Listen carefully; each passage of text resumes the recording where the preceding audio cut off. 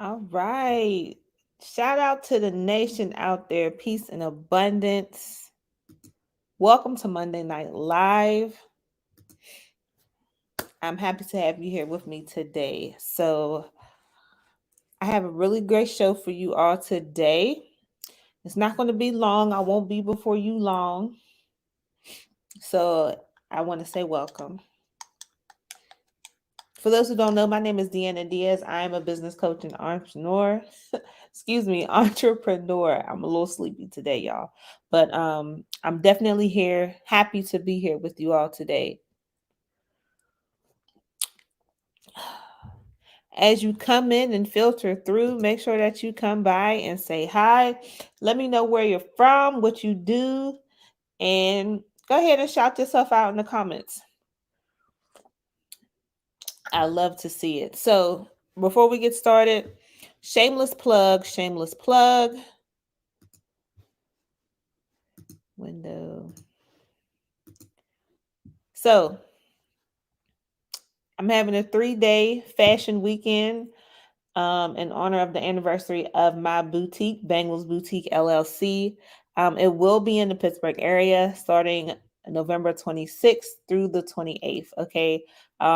November 26th, which is Friday, there's going to be a meet and greet with all the designers and models. So you can come and network and meet the people and come say hi to me. I would love that. Oh my goodness. It's loud. So you could come say hi to me, come say hi to the models and designers over there at Eon in Homestead. Like I said, this is in Pittsburgh, but if you could come one, come all, we'd love to have you. So that's the meet and greet on Friday. And then on the 27th is the actual fashion show. It will be at the old Sing Sing Piano Bar and Grill over on the south side. I'm sorry, Homestead Waterfront, right across from the Improv.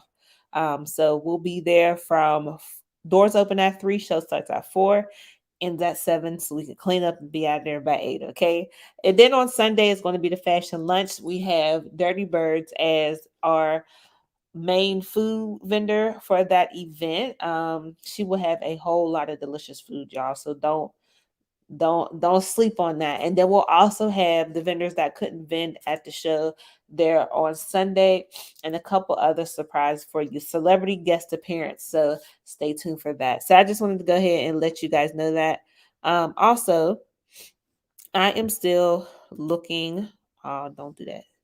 I am still looking for a couple vendors. I have a couple slots open, and I would love to have you. So I am welcoming more vendors to the show. We have 2 spots left for the actual day of the fashion show, and we have several slots left for fashion lunch Sunday. So if you're interested, you can contact that number that you see right there on the screen. I would love to have you. So over the weekend, I got to party with my boy Dion. He is the CEO of Grind Mode. Just Grind Mode everything. All right. I talked a little bit about it on my Instagram. So it's Grind Mode radio, Grind Mode Multimedia Solutions. Basically, he is a distribution company. He helps the music go where it needs to go. If you're an artist, he works with a lot of artists right now. 2 national recording artists. He works with them right now, and it was his birthday, the Liddy Libra birthday bash. So I got a chance over my drill weekend to go hang with him. I haven't posted pictures yet because when I tell you that I was like busy this weekend, I was busy this weekend. I had the casting call on Friday for the models and stuff. Then I had on Saturday, I had to wake up and go to drill again. But then I had to go to his birthday party. Then I had to wake up and go to drill again. And then drive so I could come home, go grocery shopping, everything before my night was over. Your girl was tired, okay? But we got it done. So, and I also met this man. He owns a radio station out of Ohio.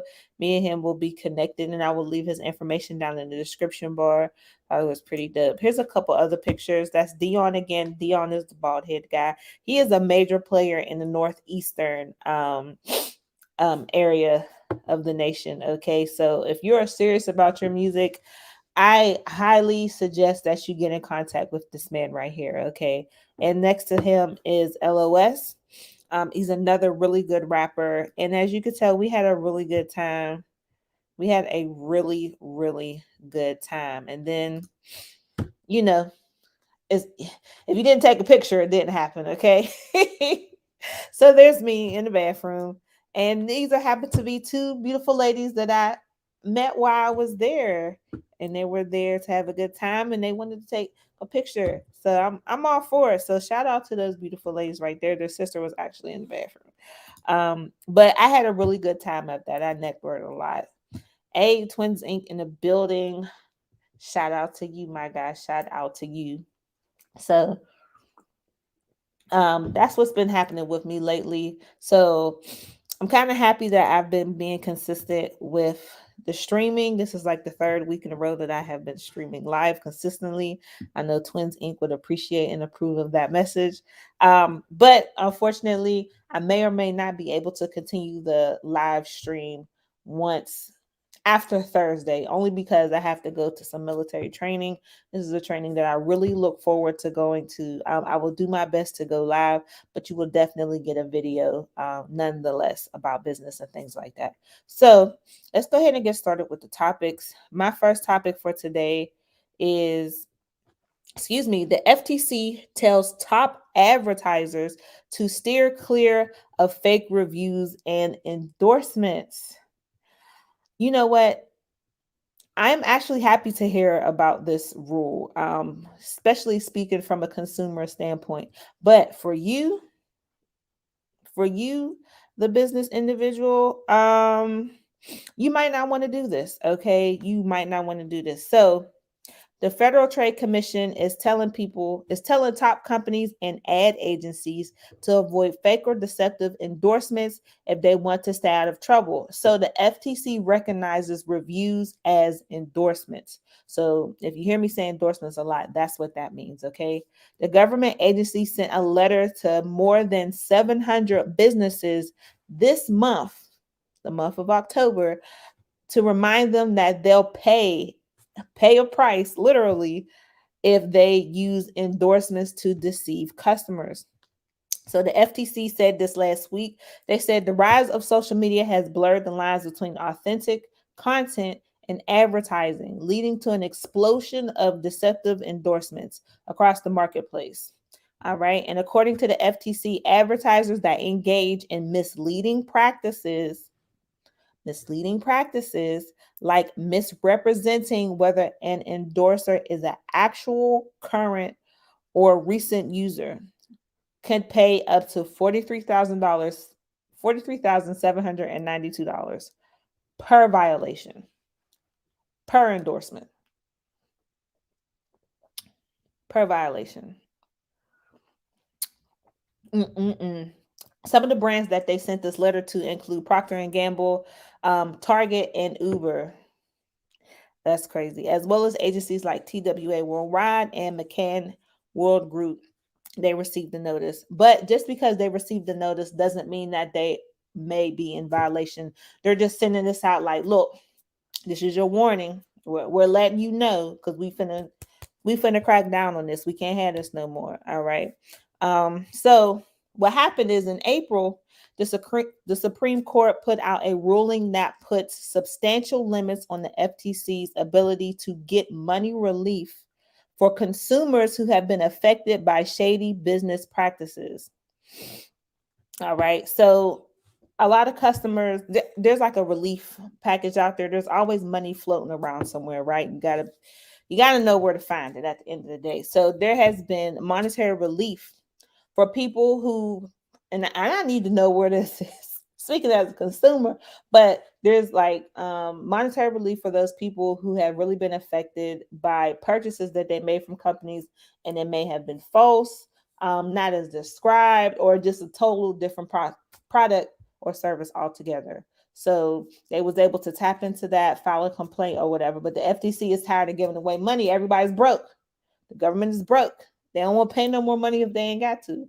You know what I mean? So that's what that is all about. So now I want to give you guys an example. Well, let me dial it back for a second. So for those who are new to this, and for those who are true to this, the FTC, and that's what their logo looks like.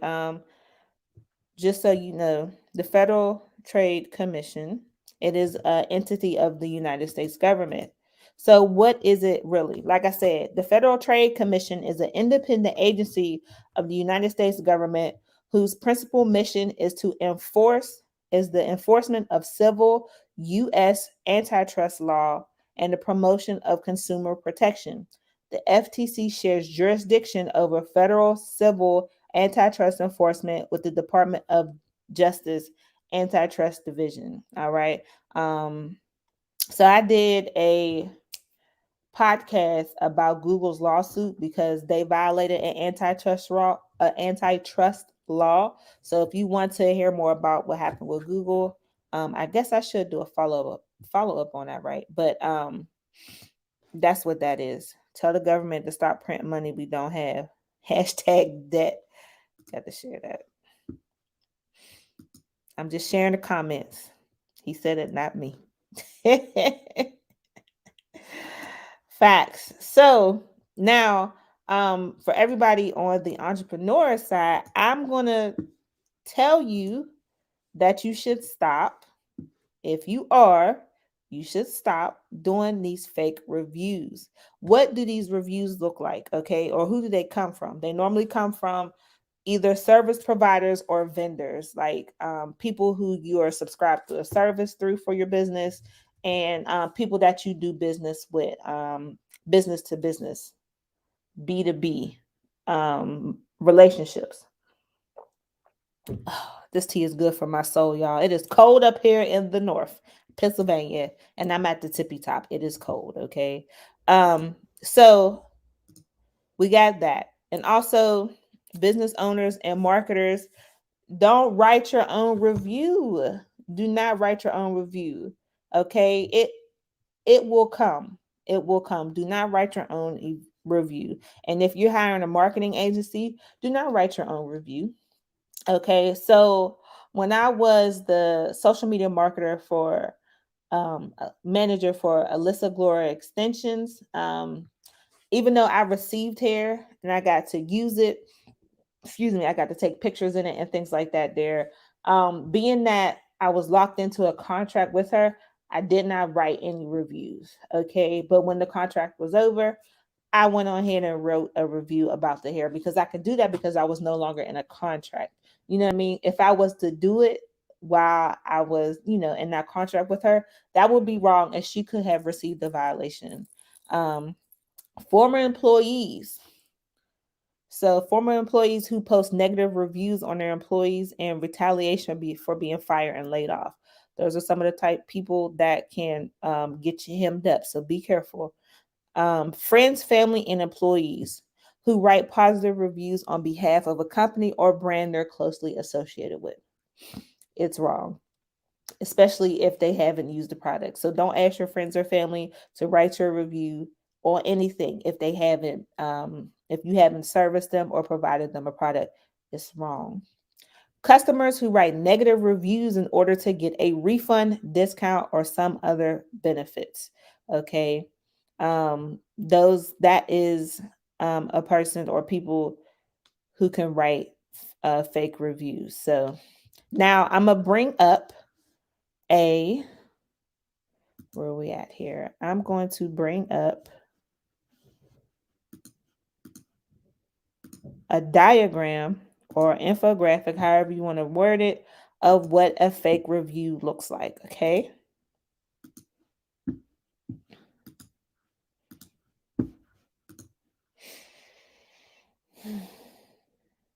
Now, where's it at? Okay.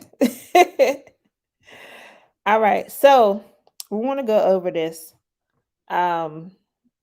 Business owner, entrepreneur. We're going to go over this. So this is an example of what a fake review looks like. Okay.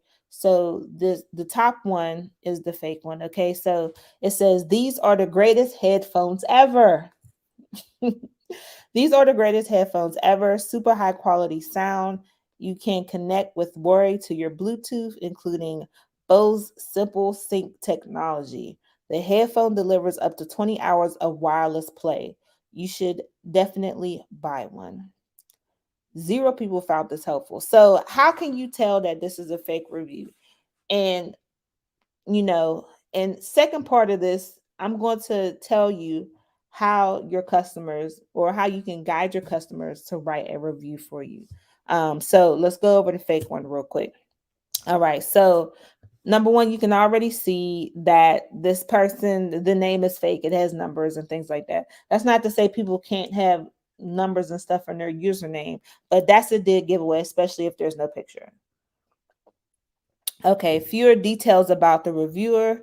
No new reviewer with only a few one-sided reviews. So if a person is always giving 5 stars, or if they're always giving 1 or 2 stars, complaining all the time, that is an indicator of a fake review. Okay.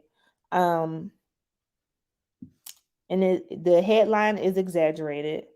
The description is short, poorly written review that mentions product details, and then few or no helpful votes, not a verified purchase. Okay.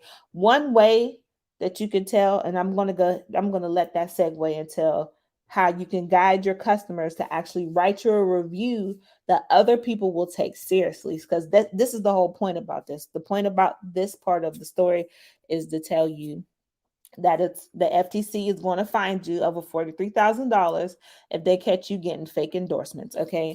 And number two is how to guide your customers into leaving you proper reviews so that you won't get dinged, but to also help you get more sales, because a lot of people don't buy unless they see the reviews, right? This, we all know this from Amazon. So now Kiara down here, go ahead, girlfriend with the hair. Um, Her title says great value headphones with one caveat. So that already makes it seem like it's real there just based on that title alone, because it sounds like she's being real, like, okay, these are great, but you know what I mean? That's what's going to keep you reading, because just because she doesn't like that one malfunction, may not be a malfunction, that one thing about the product doesn't mean you won't find that one thing that she doesn't like helpful, because some people take points off for something that is crooked, or things like that. So now her paragraph says these phones sound really nice for being under $20. Like, as you see, being real descriptive. You want to guide your customers and clients to be as descriptive as possible about the products and services that they leave for you. Okay. They have much better sound than you might have expected at this price point. Frequency response is good for the price. Clear treble and adequate bass response to let you feel is a good word, because a lot of people buy based on feelings. So remember that. The drums and bass guitars, soprano and contralto vocals, I probably said that wrong, um, sound nice and clear without that muddy sound. Again, she's being real descriptive. Okay, she's painting a picture for somebody that's reading this review who's trying to make a decision on whether they should purchase or not. The only caveat: the cord is only 3 feet long, not really long enough for home use with a desktop computer. Overall, though, great pair at a fair price. 89 people found this review helpful, and it's a verified purchase. So look at Kiera. She's 28, says she's a female or whatever gender is acceptable to her. It says how long she's been associated with this brand. She has 65 reviews, and her average review score is 4.1. All right.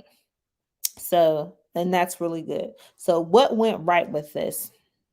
In addition to what I already said, the detailed reviewer profile, so we can see who that is. Established reviewer with many two-sided and neutral reviews. Okay. She has a balanced review. It's descriptive, well-written review with subjective details. Okay. Many helpful votes, verified purchase. So that's one way that you can guide, not one way, but that's basically the way that you can guide your customers, clients to leave a review.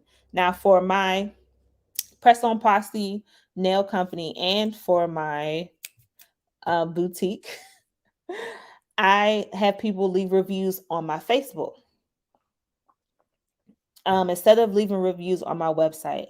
I tried to have reviews be left on my website. Sometimes I'll pull those reviews and actually put them on there myself.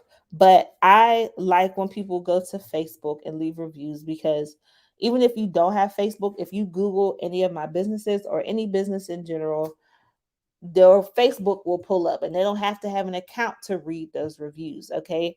And I always ask my customers to please leave a picture either in the product, or the products in general, because that makes the review more real. And I tell them to be as honest as possible. Please keep it 100% with me. You know what I mean? And that's what you want. Okay. So that's that. So I'm going to. Okay. So we're going to go ahead and move on to our next topic. All right. So my next topic for today is about how. Okay, wait. It's basically about gender neutral. So California passed a law recently.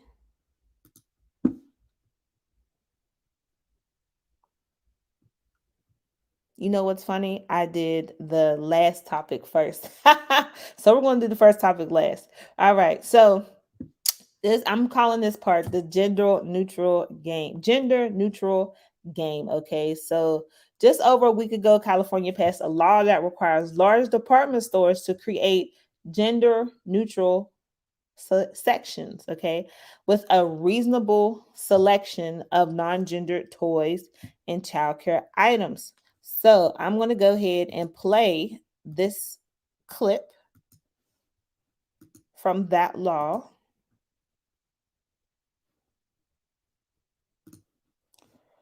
It's a short clip, 1 minute and 46 seconds, but I'm going to go ahead and play that for you. Here we go. All right.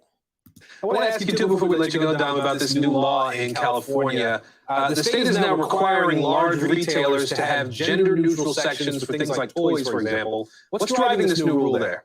So it's the first state in America to do so, Aaron. This past weekend, the state of California's legislature passed that bill that requires large department stores and big box stores to put in place products on display that don't necessarily present them as being for boys or girls, men or women, males or females. California's Democratic governor, Gavin Newsom, signed that into law. This law doesn't prohibit stores from showing products geared towards men and women or boys and girls. It's just that these large stores have to also show a reasonable selection of products, regardless of whether they've been traditionally marketed for either girls or boys. And by the way, this does not apply to clothing, because that's the first thing many folks will actually identify as gender specific here. This is for toys and childcare items, which includes things like personal hygiene, toothbrushes, that sort of thing. It also, by the way, Aaron, does not apply to any stores with fewer than 500 employees, which of course means that small businesses are exempt, but still it's a very breakthrough law there in California. It could have some serious kind of marketing impacts on what happens this holiday season as well. All right. Dom Chu with CBC for us today. Dom, thank you. All right. So you just saw that. So for a lot of my people who watch my channel, they have under 500 employees. But if you're in California, that's the law. So that's what's going on with that. Okay. So what do you guys think about that? To have a gender neutral selection. So now, like you said, you could still have both, but you have to have a reasonable section for gender neutral. So in case you didn't know, Toys R Us is back. Toys R Us is coming back. And they announced that they were, doing away with that type of gender signage back in 2013 before they, and they deleted boy girl filters from its website in 2015. Target nixed gendered owls and labels in 2015. I never really noticed that. So when I go back into Target, which will probably be very soon in the near future, I'm going to check that out. Walmart's aisles, except you can still search by gender online. So Walmart doesn't have any signage for gender specific, but they still have it online. Mattel has a line of genderless Barbies. I didn't know that. I want to see if I can open that up. Okay, so Mattel has a line of genderless Barbies. Oh, how do I get this out of here? Oh, that is terrible. I have to have a subscription. Boo. Okay. And Easy Bake Oven started selling a silver and black version after a viral petition in 2012 derided the girly color scheme. Hasbro launched a potato head family set that lets kids mash together non-traditional combos. So now the latest brand to board the genderless toy train is Lego. So we all remember Legos. We used to play with Legos back in the day. Who all played with Legos back in the day? I know I did. So now for those who don't know, that is Lego, and that is the founder of the Lego company. So real quick, the history of Lego was founded on August 10th, 1932 by a man named O. Kirk Christensen. Mr. Christensen decided to call his company Lego based on the double meaning of the word. It is derived from the Danish word let got, which means play well, and in Latin, Lego means I put together. I thought that was dope. Just to know that. Okay, so Mr. Christensen didn't set out to create a toy company at first, though. Instead, he started a woodworking shop creating furniture, ladders, and other such items. To demonstrate his products, Christensen would build miniature models of them. He soon realized that these miniature models were trendy among children and playthings. And at the height of the Great Depression, they were easier to sell. Because, during the Great Depression, you can't do nothing because, resources and money is limited. Your kids is driving you nuts. And it's like, here, take this toy. Take this toy and hush before. You know what I mean? Don't put your hands on kids. Okay. All right. So, and you know what? And you got to be some type of creative. So sidetrack the creative mind. The creative mind is what's going to put money in your pocket. Creativity may not always come when you want. Sometimes you have to take a break from what you're doing, have to take a walk. I get a lot of my great ideas when I'm about to go to bed, and I am totally disconnected when I'm sitting up there watching The Simpsons. Okay. So I thought that was a good little history to know. Okay. About Legos. So now I'm going to play you this clip about Lego's decision to be genderless. Bear with me. All right.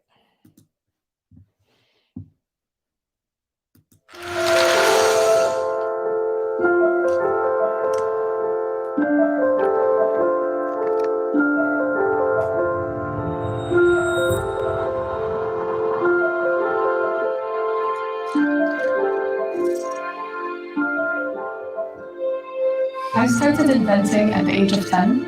I'm the founder of Chelsea's Charity. I'm building a world where everyone has a chance to be creative.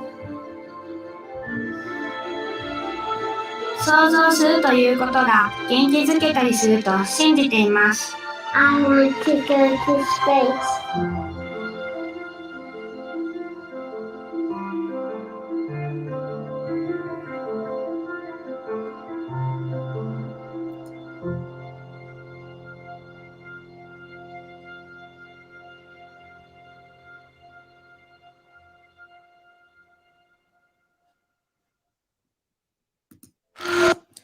All right. So there was I actually had found a news clip of them talking about Legos. And it was a lot of it was based in the UK because already know that they're a Danish company.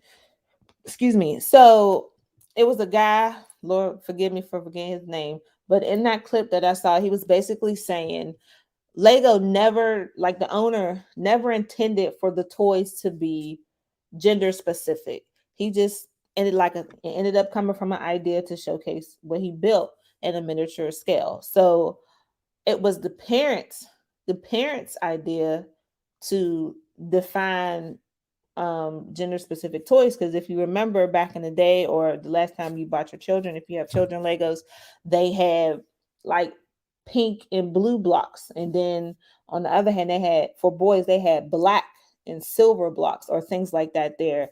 um some of the Lego pieces, they were, geared towards females, saying art or making beauty salons and things like that. Now, the boys, they were doing like, they was out in the woods, they was fighting, Lego pieces, construction workers, all that good stuff. And so it was because of the parents, the way they bought the toys, Lego decided to market off of the way the parents bought the toys.